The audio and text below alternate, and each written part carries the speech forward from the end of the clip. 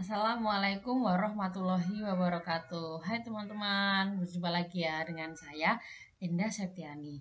Nah, di video kali ini saya akan mencoba berbagi tentang mobilitas sosial ya. Mobilitas sosial ini merupakan salah satu materi yang masuk di dalam modul untuk guru profesional sosiologi ya dari SIM PKB untuk persiapan P3K guru sosiologi. Kita mulai ya teman-teman. Nah, jadi peta konsep di video kali ini nanti akan dimulai dari apa itu mobilitas, kemudian mobilitas yang terdiri dari vertikal, ya, spasial dan generasional. Mobilitas vertikal itu terdiri dari naik dan turun, yang spasial itu terdiri dari teritorial, struktural, dan juga horizontal. Kemudian yang generasional itu adalah mobilitas intragenerasi dan juga antar generasi. Kita mulai ya pembahasannya. Dimulai dari pokok-pokok mobilitas sosial ya. Jadi menurut Kimball Young, mobilitas sosial atau gerak sosial atau social mobility adalah suatu gerak dalam struktur sosial, yaitu pola-pola tertentu yang mengatur organisasi suatu kelompok sosial. Struktur sosial mencakup sifat-sifat hubungan antara individu dalam kelompok dan hubungan antara individu dengan kelompoknya. Sedangkan Peter M. A. Sorokin menyebutkan bahwa mobilitas sosial adalah penjelasan beberapa perpindahan dari seorang individu atau objek sosial atau nilai apapun yang diakibatkan karena kreasi atau perubahan akibat aktivitas manusia dari posisi sosial yang satu ke posisi sosial yang lainnya. Ahli lainnya, Horton and Hun, menyatakan bahwa mobilitas sosial dapat diartikan sebagai suatu gerak perpindahan dari suatu kelas sosial ke kelas sosial yang lainnya.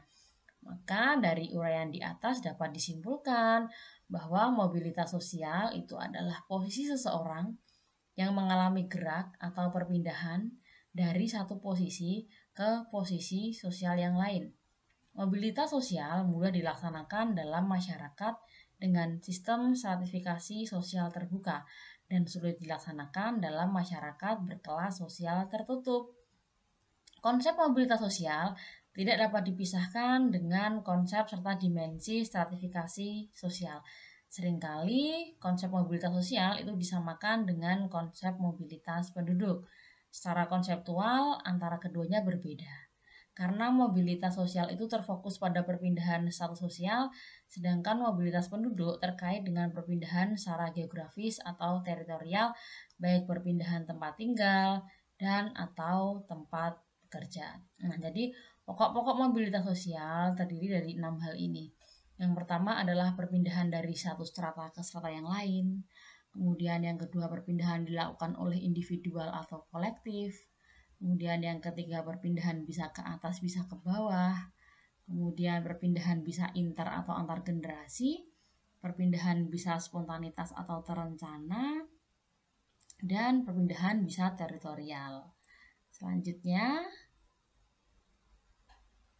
jadi mobilitas sosial itu terdiri dari dua hal ini ya. Yang pertama, mobilitas sosial vertikal itu bervariasi dan tidak berlaku untuk setiap kelompok masyarakat. Jadi setiap masyarakat memiliki ciri-ciri khas dalam mobilitas sosial vertikal. Sedangkan mobilitas turun ke bawah atau downward mobility itu kasuistik ya, bukan perilaku yang normal. Selanjutnya, nah, jadi mobilitas sosial itu bisa berupa vertikal naik dan juga vertikal turun. Itu yang pertama. Kemudian yang kedua adalah mobilitas sosial generasional. Oh, kita kembali lagi ke sini tadi ya. Yang vertikal naik ya, jadi mobilitas sosial vertikal naik itu merupakan masuknya individu yang mempunyai kedudukan rendah ke dalam kedudukan yang lebih tinggi ya. Contohnya anak seorang tukang bubur yang karena ketekunannya menjadi sarjana, yang menjadikan kedudukan keluarganya menjadi terpandang dan naik karena menjadi keluarga yang salah satu anaknya bergelar sarjana. Kemudian yang tadi, vertikal turun tadi ya, atau social sinking itu mempunyai dua bentuk utama. Yang pertama, turunnya kedudukan individu ke kedudukan yang lebih rendah, ya. Contohnya, seorang pejabat sebuah instansi yang kaya dan terhormat tiba-tiba diketahui telah menyelewengkan uang perusahaan. Akhirnya ia dipecat, harta kekayaannya disita dan ia menjadi orang miskin dan pengangguran. Kemudian yang kedua adalah terkait turunnya derajat kelompok individu yang dapat berupa disintegrasi kelompok sebagai kesatuan. Contohnya, sekelompok buruh yang berdemo menuntut kesejahteraan dan jaminan kerja dapat mengalami disintegrasi dengan seluruh buruh yang ada. Selanjutnya, kita masuk ke mobilitas sosial generasional, yaitu mobilitas intragenerasional yang merupakan mobilitas sosial jangka pendek. Karena mobilitas sosial ini terjadi hanya dalam kurun waktu ya sepanjang usia kehidupan seseorang. Sedangkan mobilitas intergenerasional ya di situ merupakan mobilitas sosial jangka panjang. Karena mobilitas sosial antar generasi ini membahas perubahan posisi sosial anak-anak atau generasi muda berkaitan dengan perubahan posisi sosial kedua orang tuanya atau generasi tua. Selanjutnya adalah mobilitas sosial spasial yang terdiri dari teritorial, struktural, dan horizontal.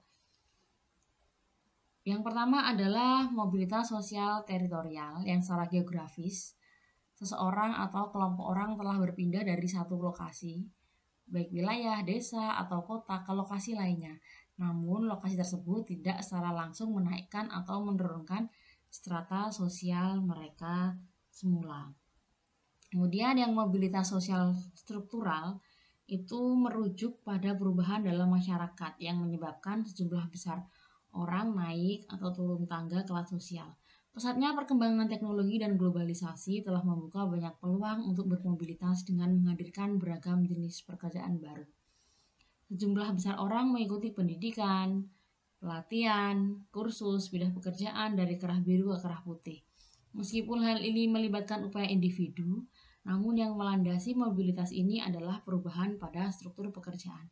Dengan kata lain, perubahan status seseorang bukan karena perilaku individu, melainkan karena perubahan struktural dalam masyarakat. Jadi, mobilitas sosial struktural itu adalah suatu pergerakan status sosial karena adanya perubahan dalam struktur masyarakat, terutama perubahan teknologi, pendidikan, urbanisasi, pertumbuhan ekonomi, peperangan, atau kejadian lain yang mengubah struktur dan jenis strata masyarakat. Kemudian yang ketiga adalah mobilitas sosial horizontal, yang merupakan perpindahan status sosial secara individual atau sekelompok orang yang tidak meningkatkan atau mengurangi status, posisi, dan strata yang dimiliki seseorang atau sekelompok orang. Ya, jadi mobilitas sosial horizontal itu merupakan peralihan individu atau objek-objek sosial lainnya dari suatu kelompok sosial ke kelompok sosial lain yang sederajat ya, dan dengan gerak sosial yang horizontal ini tidak terjadi perubahan derajat kedudukan seseorang ataupun suatu objek sosial. Contohnya seorang cleaning service beralih profesi menjadi office boy di kantor itu contohnya mobilitas sosial horizontal. Selanjutnya, nah ini adalah terkait dampak mobilitas sosial ya. Yang pertama, mobilitas ke atas memiliki dampak positif dalam bentuk kewenangan bertambah. Kemudian mobilitas ke bawah tidak dikehendaki banyak orang karena penurunan kedudukan tentu ada kesalahan yang menjadi penyebabnya. Kemudian mobilitas horizontal intragenerasi memberikan contoh baik dalam pelajaran bahwa mobilitas sosial itu bisa berangkat dari mimpi, gitu ya. Jadi orang-orang akan berusaha untuk berprestasi atau berusaha untuk maju karena adanya kesempatan atau keterbukaan untuk pindah dari lapisan bawah ke lapisan atas, mendorong orang untuk bekerja keras mencapai lapisan atau kedudukan yang lebih tinggi. Mobilitas sosial juga akan lebih mempercepat tingkat perubahan sosial masyarakat ke arah yang lebih baik. Mobilitas sosial mendorong masyarakat mengalami perubahan sosial ke arah yang diinginkan. Perubahan dari masyarakat agraris ke masyarakat industri akan lebih cepat terjadi bila didukung oleh mobilitas sosial vertikal dalam pendidikan masyarakat. Nah, itu tadi ya. Kemudian terkait faktor pendorong mobilitas sosial ya. Faktor pendorong mobilitas sosial yang pertama adalah terkait faktor politik ya. Bahwasanya politik masyarakat itu dapat berubah karena ada perubahan dari dalam maupun dari luar masyarakat. Kemudian situasi politik, tidak sedikit penduduk kemudian meninggalkan negara sendiri pindah ke negara lain karena sistem politik di negara yang tidak mereka setujui. Misalnya pengungsi Myanmar, Kamboja, dan juga Afghanistan. Kemudian faktor yang kedua adalah terkait faktor budaya ya. Jadi faktor budaya ya, nilai dan norma sosial yang dulunya menghambat proses mobilitas sosial secara bertahap berubah menjadi netral dan bahkan memberikan toleransi meningkatnya proses mobilitas sosial baik vertikal maupun horizontal. Pengaruh yang cukup signifikan terlihat dari meningkatnya proses mobilitas sosial kaum perempuan, terutama di daerah pedesaan, baik di dalam bidang pendidikan maupun pekerjaan. Kemudian, tingkat pendidikan masyarakat yang semakin maju, meningkatnya fenomena mobilitas sosial dalam masyarakat transisi, ya, dari tradisional ke modern dan masyarakat modern pada gilirannya akan berdampak pada semakin kompleksnya struktur stratifikasi sosial. Kemudian yang ketiga adalah faktor ekonomi. Cukup baiknya kondisi ekonomi masyarakat akan memberikan peluang yang besar terhadap laju mobilitas sosial vertikal karena sifatnya yang kumulatif. Di pihak lain, kondisi ekonomi yang kurang menguntungkan, misalnya kemiskinan, cenderung memotivasi individu untuk melakukan mobilitas sosial agar bisa keluar dari lingkungan kemiskinan dalam rangka mencapai kehidupan yang lebih sejahtera. Selanjutnya adalah rangkuman ya, bahwa mobilitas sosial terdiri dari mobilitas vertikal dan horizontal. Kemudian mobilitas vertikal dibagi lagi menjadi vertikal ke atas dan ke bawah, sedangkan mobilitas horizontal terdiri dari mobilitas intragenerasi dan mobilitas antar generasi. Kemudian dampak mobilitas sosial terdiri dari dampak positif dan dampak negatif dan tergantung bentuk mobilitas sosialnya.